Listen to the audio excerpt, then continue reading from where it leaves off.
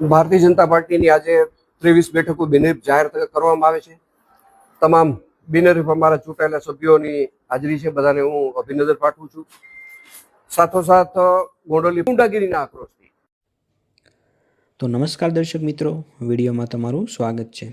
તો મિત્રો, ગોંડલ નગરપાલિકાની ચૂંટણીમાં અત્યારે ભાજપના 12 ઉમેદવારો બિનહરીફ જીતી ગયા છે. જી હા મિત્રો, કેમ કે કોંગ્રેસ અને આમ આદમી પાર્ટીના ઉમેદવારોએ પોતાના ઉમેદવારી ફોર્મ પાછા ખેંચી લીધા હતા, જેના કારણે ભાજપના જે 12 ઉમેદવારો છે તે બિનહરીફ ચૂંટાઈ આવ્યા છે. મિત્રો, અત્યારે જયરાજસિંહ જાડેજાએ પણ આ તમામનો આભાર માન્યો હતો. સાથે સાથે તેમણે કોંગ્રેસના નેતાઓનો પણ આભાર માન્યો હતો કે તેમણે જે ફોર્મ પાછા ખેંચી લીધા હતા અને જે સહકાર આપ્યો હતો એને લઈને જયરાજસિંહ જાડેજાએ તમામનો આભાર પણ માન્યો હતો. તો મિત્રો, આ સાથે અત્યારે જે ભાજપના 12 ઉમેદવારો છે તે બિનહરીફ અત્યારે ચૂંટાઈ ગયા છે. તો મિત્રો, આ સમગ્ર મામલે તમારું શું કહેવું છે એ તમે કોમેન્ટમાં અમને જરૂરથી જણાવજો.